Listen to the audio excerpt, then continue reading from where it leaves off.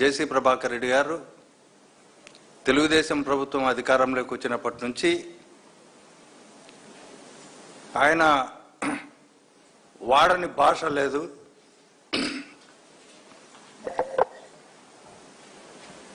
అన్ని అసభ్యకరమైన భాష,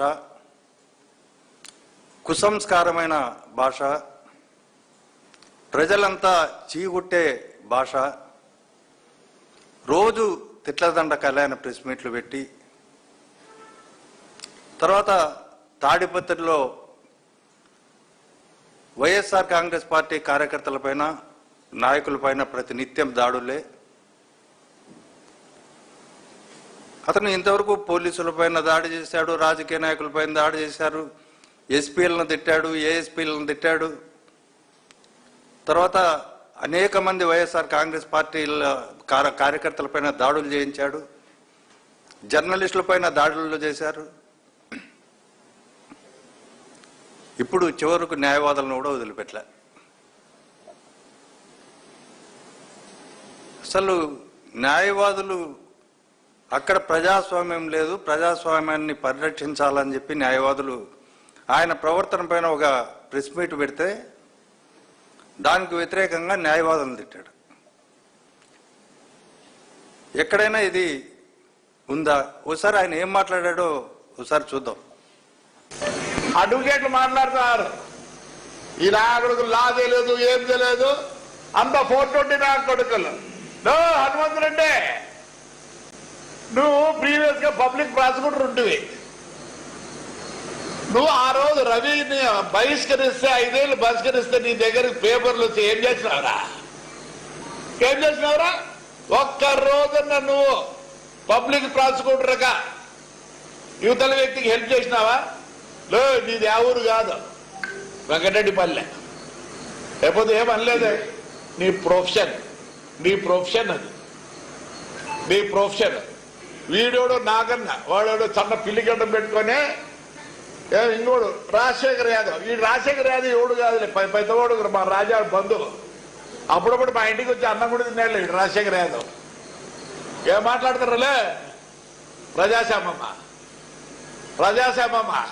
ఇదివరా నాకు కొడకల్లారా బుక్కులు అంటే నీకు చదువు కూడా రాదులే. మళ్ళీ నేనే వచ్చి ఎక్స్ప్లెయిన్ చేయాలా?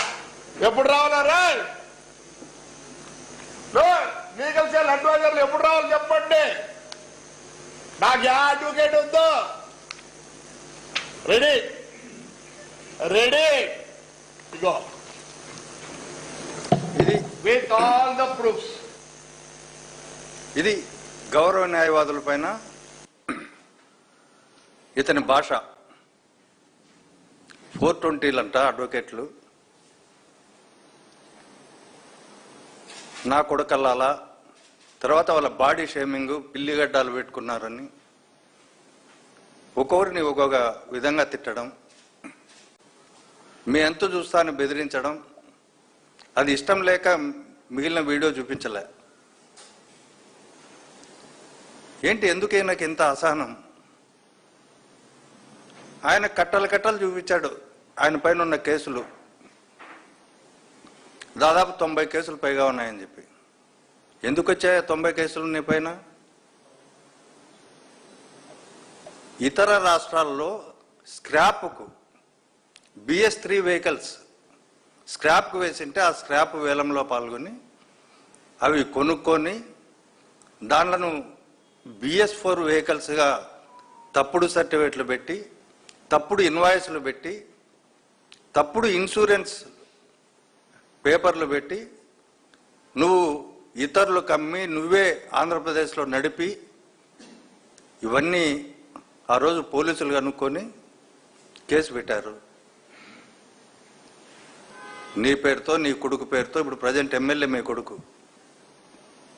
మీ ఇద్దరుని నిందితులుగా చేరుస్తూ కేసు పెట్టారు.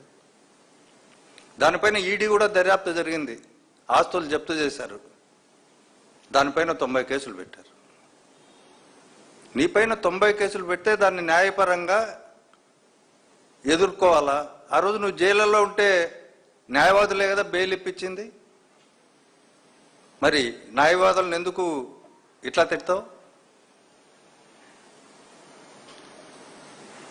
తర్వాత 2018లోనే తెలుగుదేశం పార్టీ అధికారంలో ఉన్నప్పుడే తాడిపత్రిలో నీ అండ లేకుండా మట్కా జరగదు.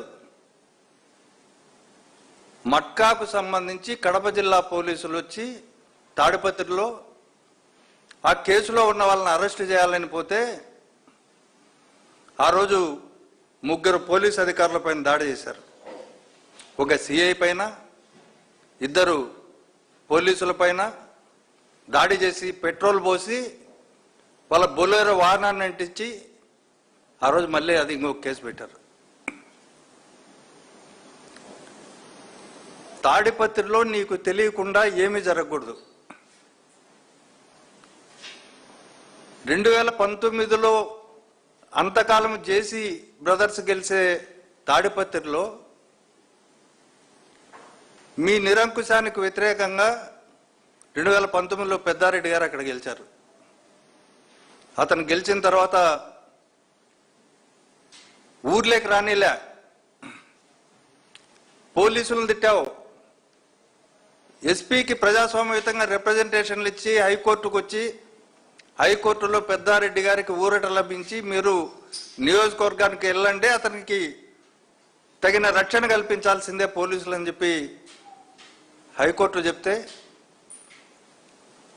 అప్పుడు కూడా పోలీసులపైన ఒత్తిడి చేసి ఏదో ఒక సాకు చెప్పి నెలల తరబడి తాడిపత్రికి రానికుండా చేశావు. ఏంటి ఇంకా పాలగాళ్ళ రాజ్యం జరుగుతుంది తాడిపత్రిలో? అసలు ఇప్పుడు న్యాయవాదులు నువ్వు తిట్టినావంటే న్యాయ వ్యవస్థను తిట్టినట్టే. ఇది న్యాయ వ్యవస్థపై దాడి చేయడమే. రాష్ట్ర వ్యాప్తంగా కూడా ఇట్లాంటివి జరుగుతున్నాయి టీడీపీ పాలనలో. ఇటీవలనే దెందలూరు చింతమనేని ప్రభాకర్ అర్ధరాత్రి పూట ప్రొక్లైన్లు తెచ్చి ఓ న్యాయవాది ఇల్లు కూల్చాలని చెప్పి ప్రయత్నం చేశాడు.